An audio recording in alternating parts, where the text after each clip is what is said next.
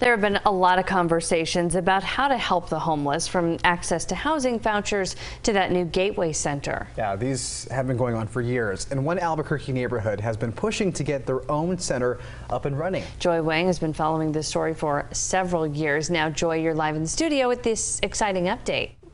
It really is just so exciting, and this is the Compassion Services Center.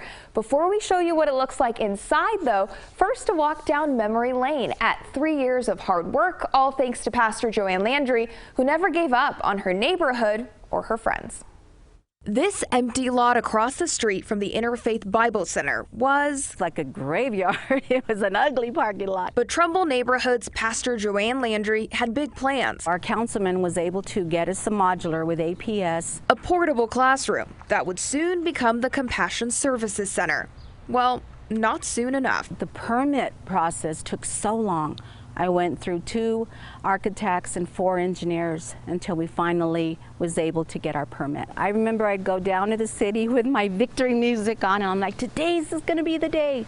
And they'd say, nope, you still gotta do this and this and this. While waiting for the permits and all the utilities to get hooked up, the modular was almost destroyed. A young man vandalized it, broke all the windows, took out the copper, punched the walls.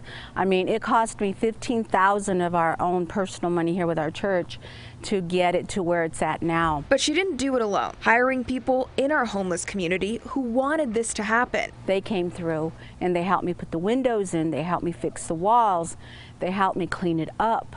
I mean, it's just amazing to see how the homeless has taken ownership and said, I'll do whatever it takes to make this work for all of us here in our community. Nothing about getting here was easy. As crews moved the modular from APS to its new home, a truck parked on the road brought on another challenge and a pretty close call as this massive unit tried to make it through these small neighborhood streets. But we did it. Now, months later, it's much more than a building. This is our beautiful outdoor sanctuary. A quiet and peaceful place for those extremely vulnerable in our community. They deal with a lot out there. They get assaulted, their things get taken, their pets get taken. This outdoor shower is the first of many upgrades in the works. We give them a towel, a washcloth, some body wash.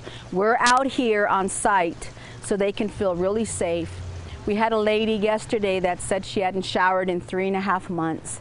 And it really made her feel like a human being again. As we step into the Compassion Services Center, the inside is what we're the most proud of. You quickly realize this shelter is also a chance for this community to take pride and ownership in something they built together. We do life skills, we do self-esteem building, Bible studies, and we really encourage them in here just to start loving themselves and let them know how important they are and that they have something to contribute. For about 150 homeless people, it's a place to take a nap, eat, clean up, and even play games during the day. A lot of our homeless folks, they get situated somewhere and they say, you can't sit here, you need to get moving. Here, they've got a home away from home. We have a gentleman that told me, he said, I used to be part of the downfall of this community and now I want to help build it back up. Looking back, all that hard work was well worth it. I had to keep my focus and my vision